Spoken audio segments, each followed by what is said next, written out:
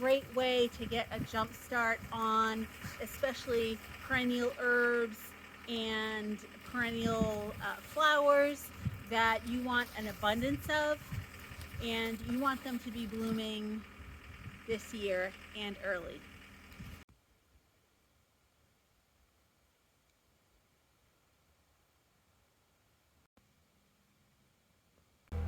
Hi farm friends, welcome to Haven Acres. Thanks for joining us today as I try something that's new to me, winter sowing. So I figured today it's overcast out, it's kind of chilly, it's only, well, it's about 46 degrees in the greenhouse here. It's an unheated greenhouse, but it's much colder outside. The sun is not out, so it's not heating it in here. But I had just had some time and I thought, you know what, I'm gonna give this a try, because if I can learn something new, you can learn something new. Let's give it a shot. The first thing that you need for winter sowing are empty containers. I'm using milk jugs because I've heard that they work very well. So I save milk jugs for many things. And seed starting is one thing that I have used milk jugs for. If you look back in our video library in our gardening section, you'll see how I've used milk jugs to start seeds relatively inexpensively. So today, this is just another way that in the garden you can use milk jugs. You of course also need seeds, and these are the seeds that I am going to try this project with. We have rose campion, pink hollyhock, poppy, yellow chartreuse hollyhock, lupin. We have some snapdragon, some German chamomile, some onions, some Shasta daisies, some bachelor buttons, lavender, and chives. If you hear the cows, don't be alarmed. Jesse's right behind us working on something with the cows, and they get all excited. He has the livestock trailer up there. He's up there. He's generally the one that feeds the cows, and they're all excited about who's coming or who's going. Why is the livestock trailer out there? And are you going to feed me? So you might hear some cow noises. While you listen for the cows, I'm going to simply cut the containers, make a little hinge back here, which is exactly what I did when I started seeds in the greenhouse in milk containers before. That's the first step. Let's go.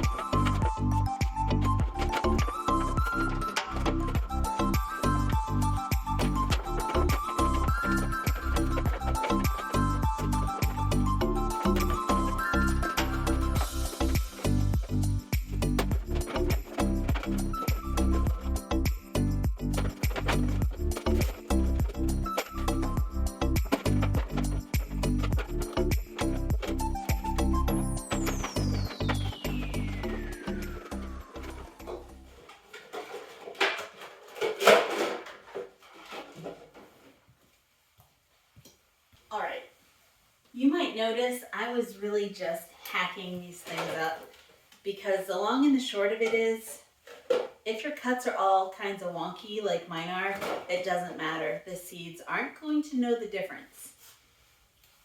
And why we're using something like this is to make kind of the greenhouse effect, although I do have a greenhouse and we're not keeping them in the greenhouse, because the whole idea is to mimic nature. So we are going to plant the seeds in here, sow the seeds in here. We're going to tape it back up, remove the top, because we want any precipitation to be able to fall in there. Not a lot, just a little. So this will be perfect. And we're going to actually set them outside. That way, I don't have to think about watering them. They're just outside doing what they naturally would do in nature. And a set it and forget it approach, that's the kind of approach I like. Before I forget, let's pop some holes in the bottom of the containers because we want them to be able to drain if there is a lot of rain or a lot of snow that does get in there.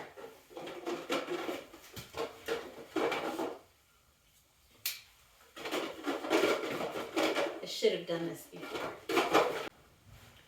And a little side note, if you've ever watched any of my older videos, you have seen me use this knife before. It's a Spyderco knife, and it's actually made in Golden, Colorado. See, it says Golden, Colorado right there under my name. This is the best knife ever. I use this all the time.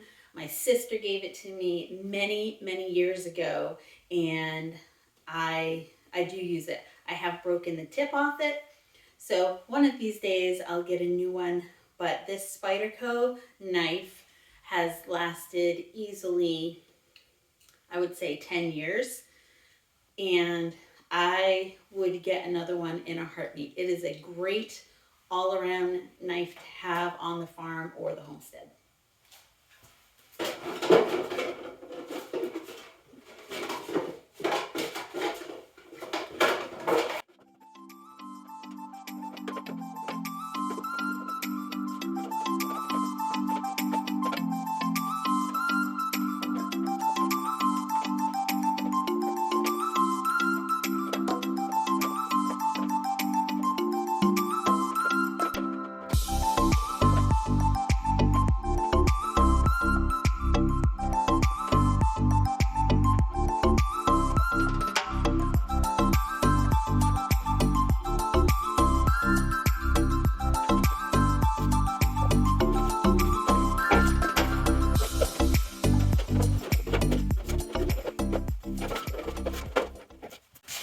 The next thing that we want to do is put potting soil in the bottom of our containers.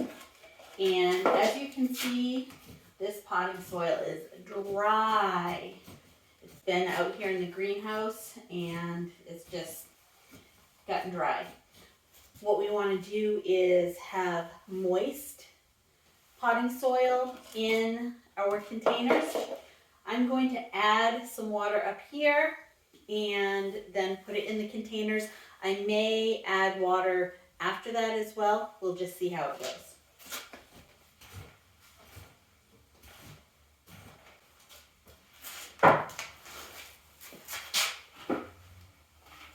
I think I'll use this bucket.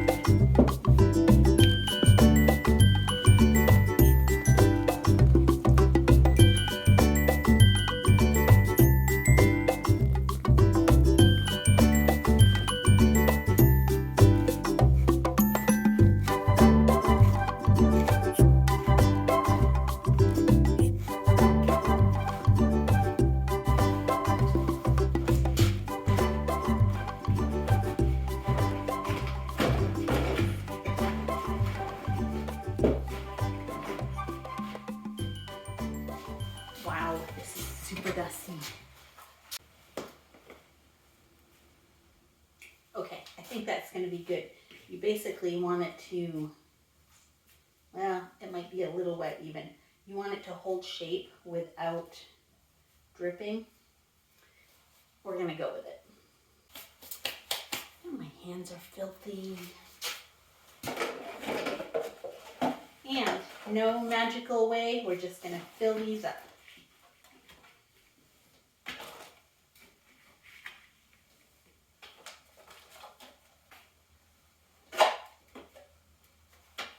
And we're just going to keep going until they're all filled.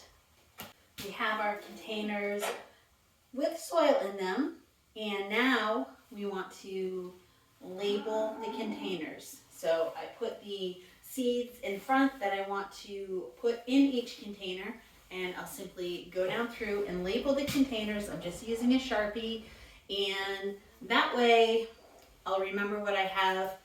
I'm pretty good at identifying seeds, and I'll probably remember the varieties that I have here. But if you're doing a lot of them, or if you're doing things like broccoli, cauliflower, Brussels sprouts, things like that, when the seeds sprout, they look very similar. So you would have a hard time knowing which was which. So it's always best just to label things. Spelling and penmanship does not count.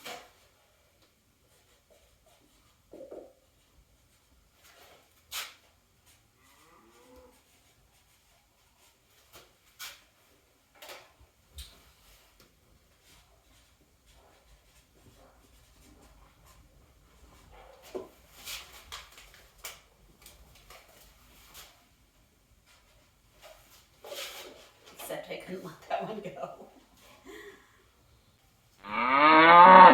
Those cows are ridiculous, right? Crazy animals. All right. You're going to sow these pretty heavily because the whole idea is to get a lot of seeds started in this one container, and then when they sprout and they're large enough, we're going to very gently take them apart and then transplant them into like a 6-pack or something like that. So sow them very heavily. Some of these I don't have a lot of seeds, so I'll just sow what I have, but you're just going to go pretty heavily with them.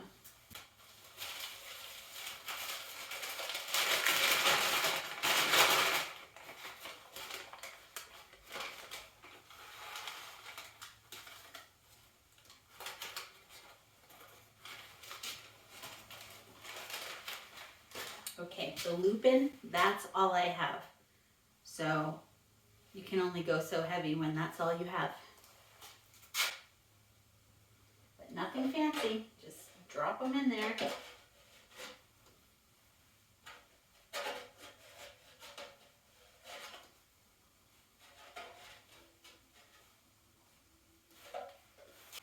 Chamomile. Seeds are so tiny.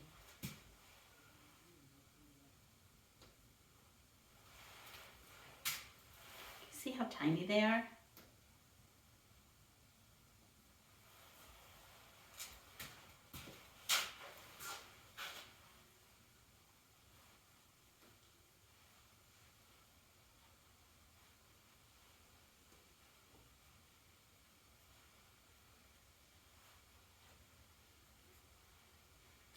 I'm not even going to use these all, they're so tiny.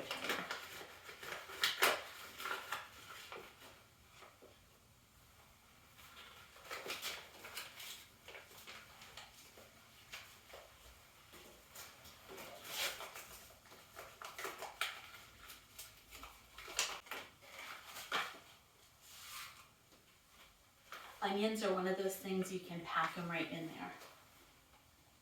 They're pretty easy to separate when the time comes, and when they grow, they just look like little blades of grass.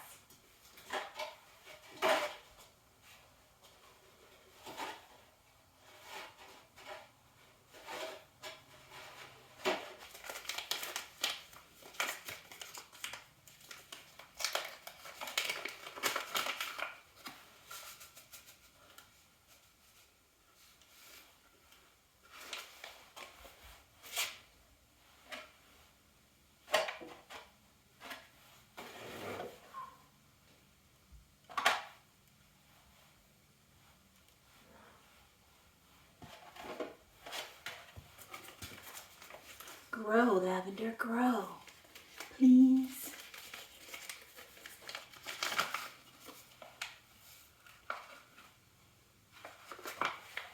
Again, another super, super tiny seed.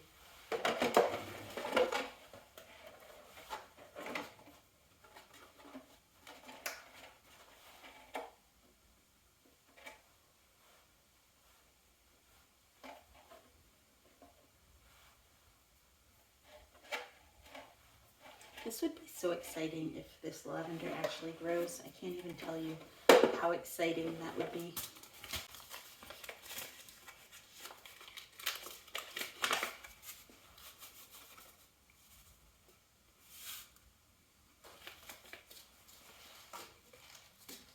Got plenty more chives too, actually. Pack that down a little bit.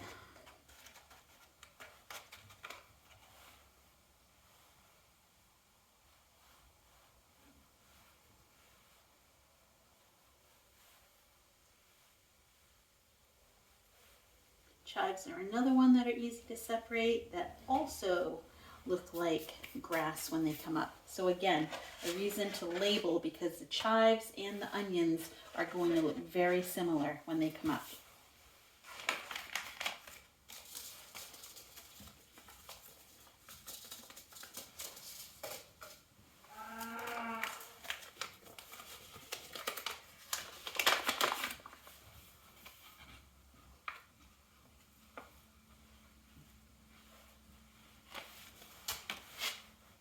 Teeny tiny little snapdragon seeds.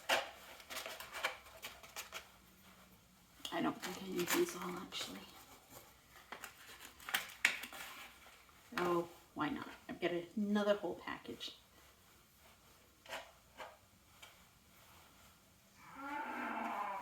It would be really awesome if I could grow these and have enough to sell here in the greenhouse this spring.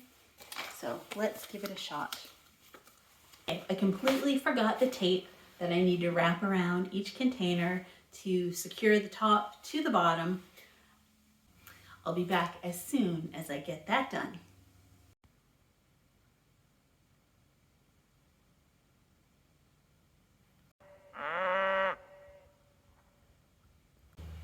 Okay, I am just going to take my hands and tap down the seeds, and then we're going to tape up the containers. I'm not even going to put any soil on top. I think just pressing them in gently is going to be the way I'm going to do things. It's kind of how nature would do it, right? These seeds that would self-sow, they wouldn't, fall off the plant and then have a bunch of soil get dropped on them. They would just blow off the plant, land where they land, and stay dormant until next year. I can see by doing this, there's a good chance I'm going to end up with some different seeds in different containers. Sorry.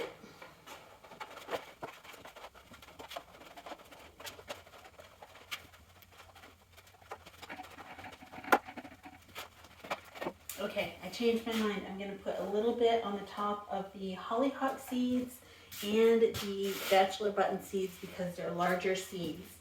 Just a little bit, not just a little sprinkle, not anything amazing.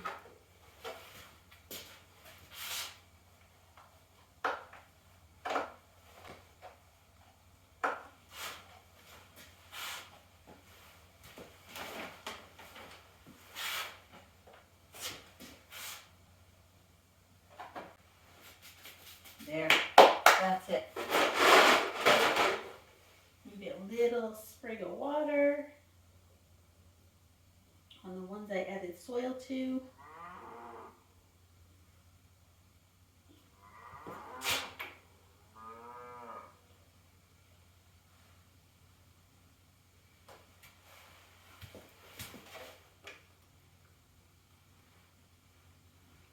And now for the tape.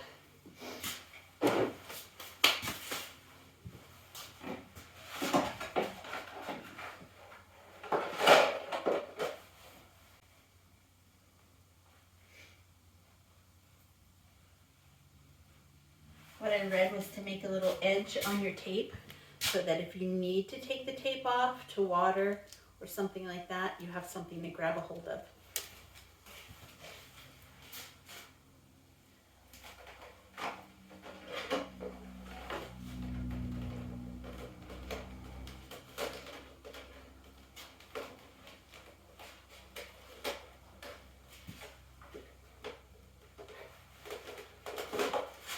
This sounds really easy. It's not.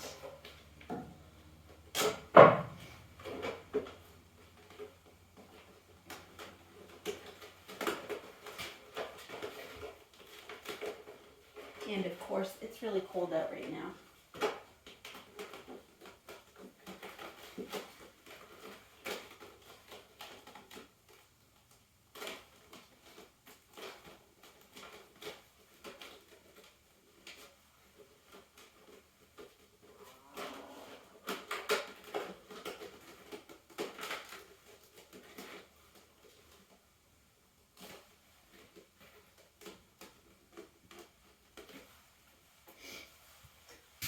All right, you know what? I'm going to leave this project until tomorrow. It's too cold for the tape to even stick to the containers.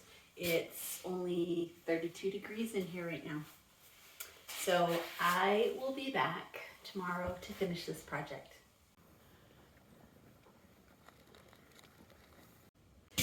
Here we are, 4 days later. It's bright and sunny out. It's only 29 degrees Fahrenheit out. However, it feels so amazing here in the greenhouse. Because this isn't a heated greenhouse, it gets cold at night. So the temperature in here fluctuates pretty drastically. And even though it's only, 30 degrees outside and it's 50 degrees warmer in here right now because of the sun, it will hold a temperature, it will be warmer in here, I should say, later into the day, but overnight it will still get freezing or whatever the temperature becomes at night when the sun goes down. So we couldn't, in theory, really grow anything in here now. However, I do have some lettuce that's still alive. It's a frost hardy variety, and I have some pansies in a pot that are still alive, but they're not growing per se. So we're going to continue on with our winter sowing project. Like I said, it's been 4 days and it hasn't hurt anything at all. That's the beauty of winter sowing. These seeds want to be cold, and well, they have been. Okay, I'm simply going to pick up where I left off the other day. If you remember, and of course you will because this is a video, silly me. This tape was so cold in here that the tape wouldn't stick. The containers were cold, the tape was cold, it wouldn't stick. But today, because it's 80 degrees in here, it's going to work just fine. So I'm going to carry on by taping these containers. But you know what, first, because it is warm in here, I'm going to spritz each container with a little bit of water just to give them some moisture that they've probably lost today where it's been so warm in here. So let's see if my sprayer works first. I don't know about you, but for me, these sprayers don't last very long at all. Well, this one's got an ice chunk in it, so that's part of the problem. Let's see.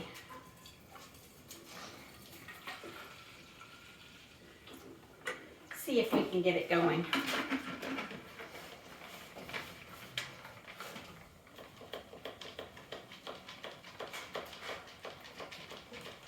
There we go.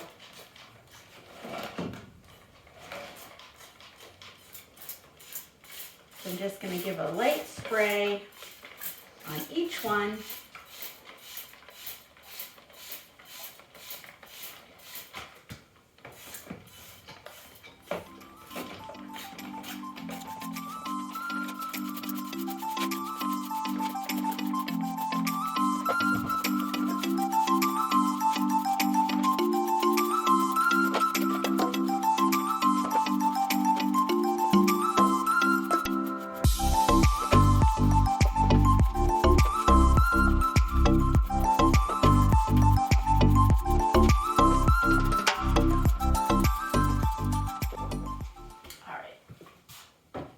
that's that. Now, back to the tape.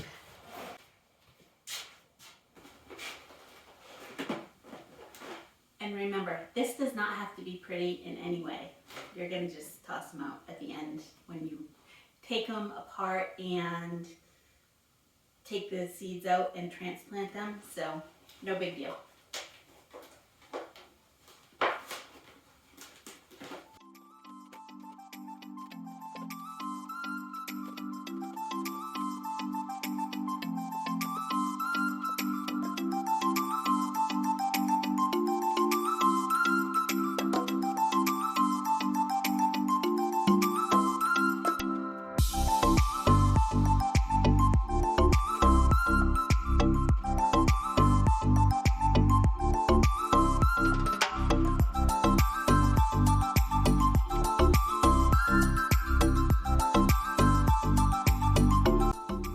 Okay, they are all taped.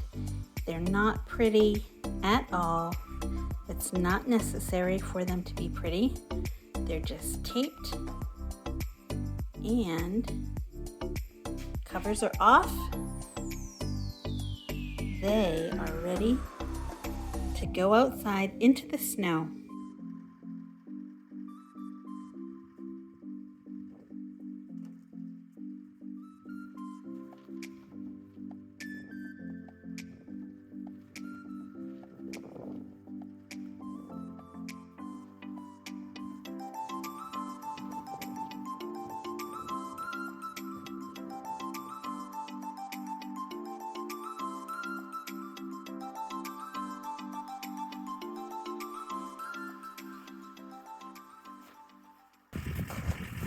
All right, here they are.